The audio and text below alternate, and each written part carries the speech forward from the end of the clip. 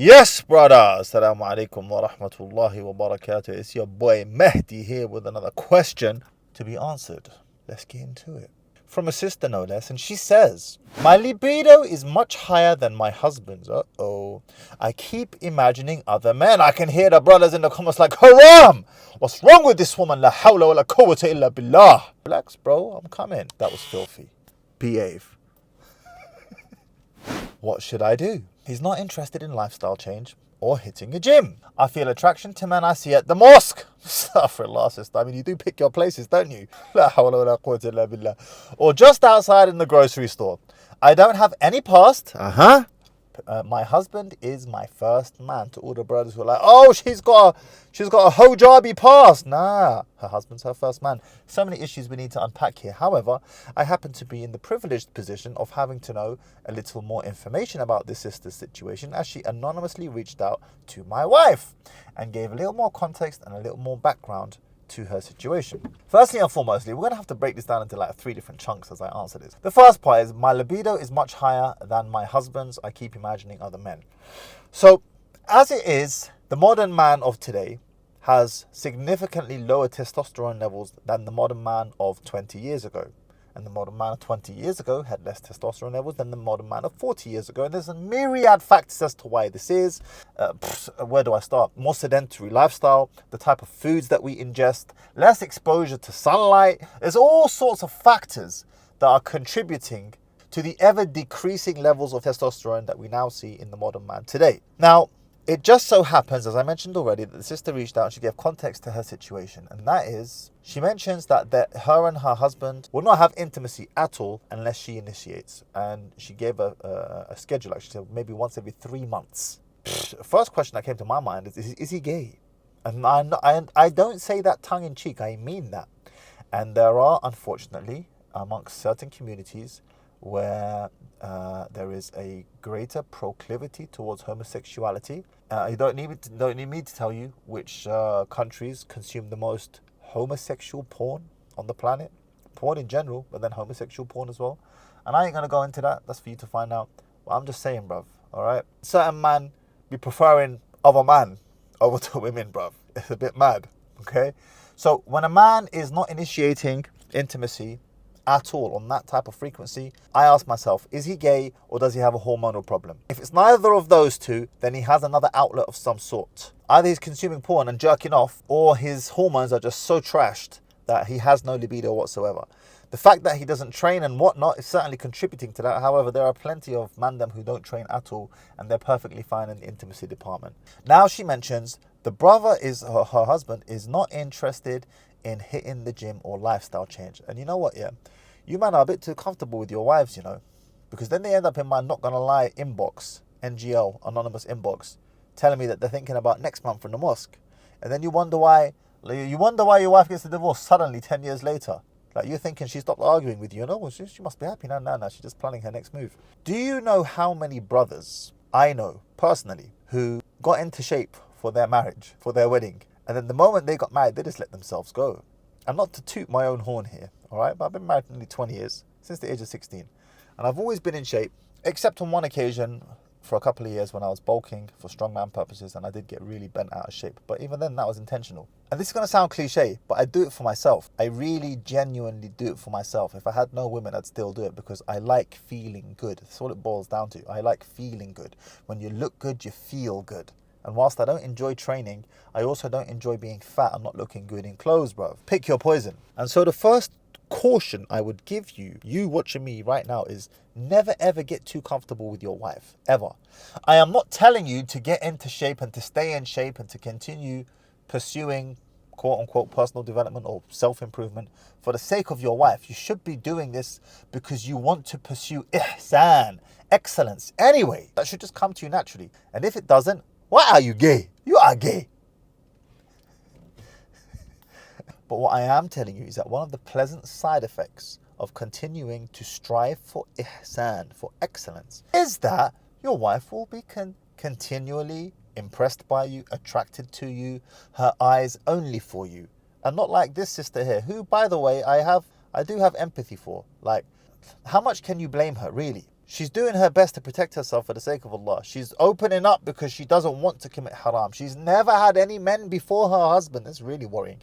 If you've got a woman thinking about other men while she has never actually experienced other men before you, it means you really are lacking root boy. And you absolutely need to watch that video I've got in the description. Click that link right now. I want to take a slight sidebar here, and this is actually the first time I'm going to be addressing this on an online platform, but it's something that fascinates me. And whilst very few women do, I should say, suffer from it, maybe it is an affliction, I'm not too sure. And I'm 100% certain this has not been addressed online, at least amongst the content creators that I watch anyway, because it's such a strange thing what I'm about to share with you. And typically when you think of intimacy, you think of the prime example of intimacy is a man who's able to go on for hours. And that's not an exaggeration, by the way, that's perfectly possible. A man can absolutely go on for hours in plural, no problem. What you don't typically think of, however, is a man who can't go on for hours. Maybe he goes on for 10, 15 minutes at a time, but he is able to climax 4, 5, 6 times in a single day, okay? Oftentimes in a single sitting, in the space of just a couple of hours. Now to most men, that's like, to most men who have no idea what I'm talking about, you think I'm waffling. And to the tiny percentage of you who know exactly what I'm talking about, you're like, finally, Mahdi's hearing me out. But here's the thing. There are some women who get with men like that, who then subsequently get hooked onto his cum. I am not joking. Uqsim billah, I'm deadly serious. And that is, you can be intimate with her for as long as you like. If she's not getting her dose of 4, 5, 6 separate loads of ejaculate inside her body, she is not satisfied. And I'm talking about in a single sitting. In a single sitting, maybe in a single day if you're lucky. Like I said, to 99% of you, you're going to be like, yo, what the hell is Mahdi talking about? And to the 0.1% of you, and to the 0.1% of women who know what I'm talking about, you're going to be like, yo, is somebody actually addressing this? This is nuts. And this is what I have found from the superficial research I have done, is that the women who get hooked onto ejaculate, onto their husband's ejaculate, and need that type of volume in their body are women who have a proclivity to depression, and they use the ejaculate, the male ejaculate that they are receiving from their husband as a sort of serotonin boost to boost their mood, quite literally. Simultaneously, the men who are able to ejaculate 4, 5, 6 times in a single day, from the men that I have actually interacted with, and I have interacted with a couple of them, maybe 3 in total, who have, or who are able to do this, and they think it's normal. They're like, bro, is that not normal? Like, bro, that's not normal. But it's okay, good for you. One thing they all have in common is that they were all sexually abused when they were younger. Now, I don't know how much you can look into that. However, I do know that sexual abuse, particularly in your childhood, will do one of 2 things to you. It will either put you off sex for life, or it will turn you into a sex addict. And this is what it is. Now, the reason why I share all of that with you, other than the fact that it's a very interesting anecdote and side point, is that I don't know if this sister is addicted to the cum or not, or to ejaculate or not. And I would hazard a guess that she is not, because she's not getting much of it. How could she be addicted to it?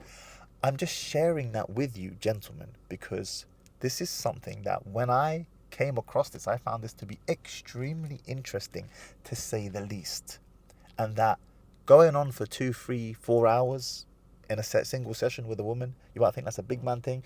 If she is the type of woman who has a proclivity to getting hooked on the cum, on the ejaculate, you can go on for as long as you like. First of all, she's not going to enjoy herself like that.